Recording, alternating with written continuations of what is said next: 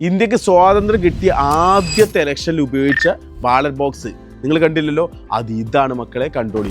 ഇത് ചെറിയ ടൈപ്പ് എല്ലാവരും കണ്ടിട്ടുണ്ടാകും, പക്ഷേ ഈ വലിയ അതായത് 1.5 മീറ്റർ ഉയരമുള്ള ഇതുപോലത്തെ ബാലറ്റ് ബോക്സ് ആരും കണ്ടിട്ടുണ്ടാവില്ല. വളരെ റെയർ ആയിട്ടുള്ള ഒരു ബാലറ്റ് ബോക്സ് ആണ്. മാക്സിമം ഉള്ളവർക്ക് വീഡിയോ ഷെയർ ചെയ്യുക, അതുപോലെ നമ്മളെ ഫോളോ ചെയ്യട്ടോ. അപ്പോൾ ഈ മാസം ഇലക്ഷൻ നടക്കാൻ പോവാണ്. ഏറ്റവും വലിയൊരു ബാലറ്റ് ബോക്സ്, അതായത് 1951 ഇന്ത്യക്ക് സ്വാതന്ത്ര്യം കിട്ടിയ ആദ്യത്തെ ഇലക്ഷൻ നടത്തിയ ആ ബാലറ്റ് ബോക്സ് നമ്മളെ കയ്യിലുണ്ട്. അപ്പം ആളുകൾ കാണാൻ വേണ്ടിയിട്ടാണ് അതിങ്ങനെ ഓപ്പൺ ചെയ്ത് അതിൻ്റെ ഉള്ളിലേക്ക് അത് ലോക്കിംഗ് സിസ്റ്റവും കാര്യങ്ങളെല്ലാം ഉണ്ട്.